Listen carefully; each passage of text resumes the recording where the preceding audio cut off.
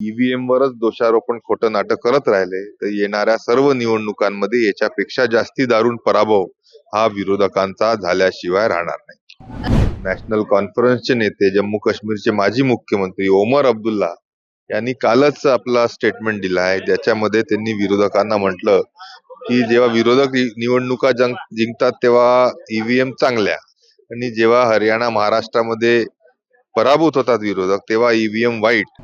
नमस्कार, आपल्यासोबत आहेत भाजप नेते आणि सावनेर विधानसभेचे आमदार आशिष देशमुख सर. सर, महाएमटीबी मध्ये तुमचं खूप खूप स्वागत. धन्यवाद. गेली 4 टर्म सत्ता असलेल्या सुनील केदारांचा गड तुम्ही उद्ध्वस्त केलाय आणि हा विजय नक्कीच सोपा नव्हता, काय सांगाल? अहंकाराच्या त्यानिमित्ताने लोकांनी पानिपत केलाय, गर्वाचं घर खाली झालाय, आणि ज्या मतदारसंघाला आमदारांनी विकासाकडे न्यायला पाहिजे होतं त्यांनी भकास करण्याचं काम केलं, विनाश करण्याचं काम केलं.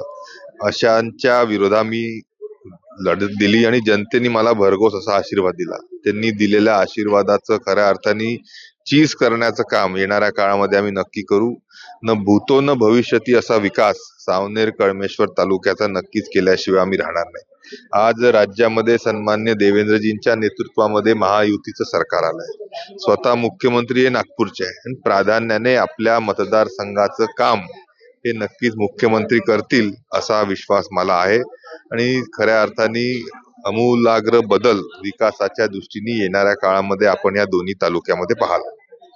सर, विरोधकांकडून ईव्हीएम मशीनच्या विरोधात आंदोलन करण्यात आले, तर काय बघा, विरोधकाचेच एक नेते, नॅशनल कॉन्फरन्सचे नेते जम्मू काश्मीरचे माजी मुख्यमंत्री ओमर अब्दुल्ला यांनी कालच आपला स्टेटमेंट दिला आहे, ज्याच्यामध्ये त्यांनी विरोधकांना म्हटलं की जेव्हा विरोधक निवडणुका जिंकतात तेव्हा ईव्हीएम चांगल्या, आणि जेव्हा हरियाणा महाराष्ट्रामध्ये पराभूत होतात विरोधक तेव्हा ईव्हीएम वाईट.